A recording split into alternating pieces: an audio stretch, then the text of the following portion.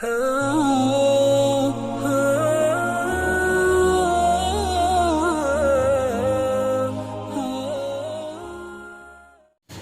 اللہ الرحمن الرحیم۔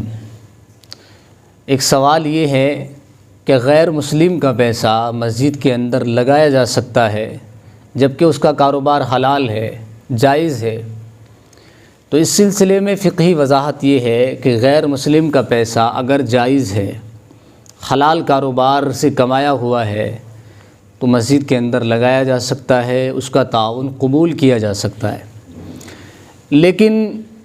اس بات کا خاص خیال رکھا جائے کہ آگے چل کر کسی فتنے کا اندیشہ نہ ہو کہ کل کو وہ تمہارے پاس آئیں اور تم سے آ کر کے کہیں کہ آپ ہمارے مندر کے لیے تعاون کریں، کل ہم نے آپ کی مسجد کے لیے تعاون کیا تھا، آج ہمارے مندر کے لیے آپ تعاون کریں، یا کسی ایسے غیر شرعی امر کے لیے آپ سے تعاون مانگیں جو شریعت کی روح سے جائز اور درست نہیں ہو۔ تو اس طرح کا کوئی اندیشہ نہ ہو، اور نہ ہی کسی دخل اندازی کا اندیشہ ہو کہ کل کو آ کر کے مسجد کے امور کے اندر دخل اندازی کرے اور اپنی مرضی چلائیں، یا کل کو کسی طرح کا ناجائز دعویٰ کرنے لگیں۔ تو اگر ان ساری باتوں کا اندیشہ نہ ہو اور ان سب باتوں سے امن محسوس ہو تو پھر تعاون لے لینا چاہیے، تعاون قبول کر لینا چاہیے۔ اور اگر ایسا اندیشہ ہو، ایسا خوف ہو اور ماحول سازگار نہ ہو، حالات ٹھیک نہ ہو،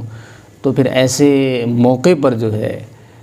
تعاون سے احتراز ہی بہتر ہے۔ جیسے آج کا ماحول ہے،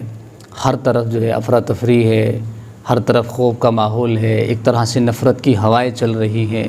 اور خاص کر مساجد کو نشانہ، مدارس کو نشانہ بنایا جا رہا ہے۔ تو ایسے حالات میں تو